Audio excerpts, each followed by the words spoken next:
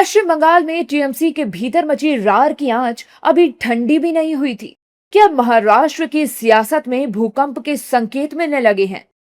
शिवसेना उद्धव बाला साहब ठाकरे यानी यूबीटी गुट में अचानक हलचल तेज हो गई है।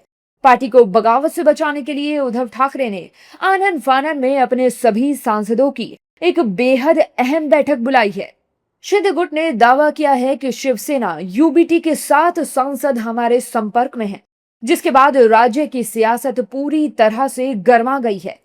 शिवसेना यूबीटी में बगावत की आहट के बीच उद्धव ठाकरे अपने सांसदों को बचाने में लग गए हैं। इसी बीच संजय राउत के एक सनसनीखेज बयान ने सियासी पारे को 7वें आसमान पर पहुंचा दिया है। राउत का आरोप है कि उनके सांसदों को 15 करोड़ रुपए का ऑफर देकर तोड़ने की कोशिश हो रही है। संजय राउत ने कहा है कि अब उनको नहीं छोड़ेंगे। अगर कोई है उसमें से ऐसा कोई करता है तो अब महाराष्ट्र की जनता एक बार चुप बैठेगी। अब जनता चुप नहीं बैठेगी, मैं आपको बता रहा हूँ। हाँ, ये क्या है, तमाशा बना के रखा है क्या आप लोगों ने? इस्तीफा दे दो, अगर जिसको जाना है वो इस्तीफा दे दो। हमारे पार्टी के टिकट पर आप चुनकर आए हो ना, हमारे वोटर्स ने आपको चुनकर दिया है। आप कौन है? कोई 3 चुनाव हार गए थे, उनको एमपी बनाया। कोई कहाँ भाग गया था, घर में बैठा था, उसको एमपी बनाया। किसी का पता नहीं उसको। तो हमने अभी एक लीगल बैटल अभी से शुरू किया है। हमारा व्हिप जारी है। अरविंद सावंत जी ने और अनिल देसाई जी ने एक व्हिप जारी किया है। कल हमारी पार्लियामेंट्री बोर्ड की मीटिंग है दल की। कोई भी आएगा कुछ भी कहेगा तो नहीं चलेगा। पार्टी पार्टी है। कोई सांसद मतलब पार्टी नहीं, कोई विधायक मतलब पार्टी नहीं।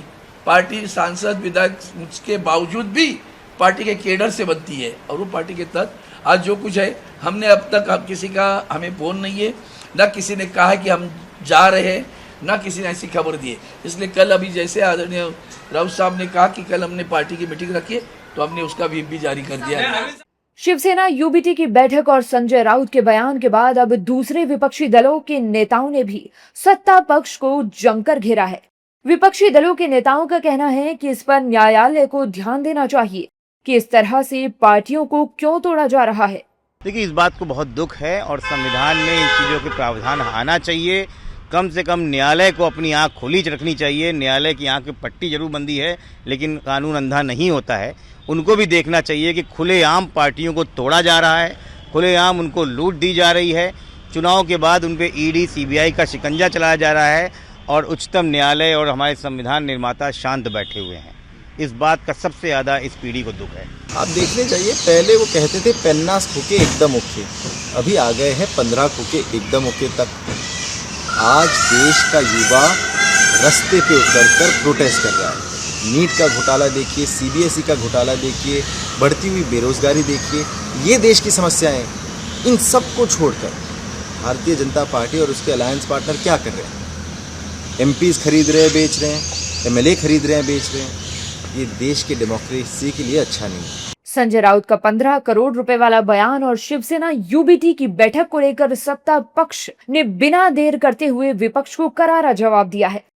सत्ता पक्ष के नेताओं का कहना है कि जब विपक्ष का नेतृत्व ही कमजोर और दिशाहीन हो जाता है तो नेता खुद ब खुद मजबूत विकल्प की तलाश करते हैं।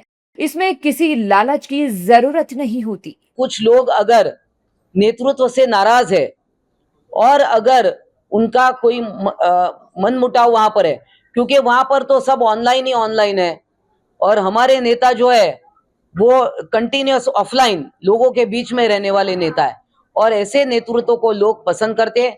इसलिए शिवसेना में एकनाथ जी शिंदे, इन्होंने जब से पार्टी संभाली है तब से इनकमिंग शुरू है। Our leader Eknath Ji Shinde's popularity is known to all. Every single day there is a Paksh Pravesh, whether it's somebody from Amravati, from Nanded, Sholapur, Kolhapur, Parbhani, Latur, the list is endless.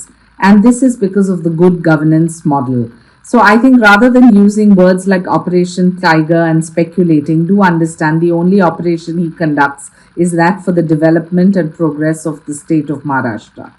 I think we shouldn't speculate and just wait, because if people on their own accord choose to join the Shiv Sena, as we have been seeing, it is welcome if it is in the interest of the people of Maharashtra. जो स्थिति आप लोगों ने देखा, हम लोगों ने TMC का भी देखा और जो खबर आ रही है, तो एक तो इसलिए ज़्यादा है कि विपक्ष में कोई पॉलिसी नहीं बची है। जो विपक्ष को लीड करने का जो काम विपक्ष के नेता है, कांग्रेस के जो नेता है, उनको चाहे पार्लियामेंट के अंदर हो चाहे पार्लियामेंट के बाहर, तो उनका जो बिहेवियर कंडक्ट रहा हम लोग बिहार में भी देखे और अन्य जगह भी, वो खिलाफ में बोलते बोलते देश के खिलाफ ही हो जाता है।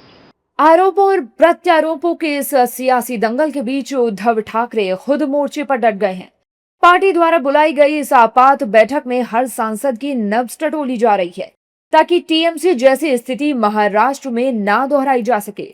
अब देखना यह होगा कि संजय राउत के दावों में कितना दम है और क्या उद्धव ठाकरे अपने सांसदों को एक साथ बांध कर रखने में कामयाब हो पाते हैं या नहीं। हालांकि इस मामले पर राज्य की सियासत पूरी तरह से गरमाई हुई है।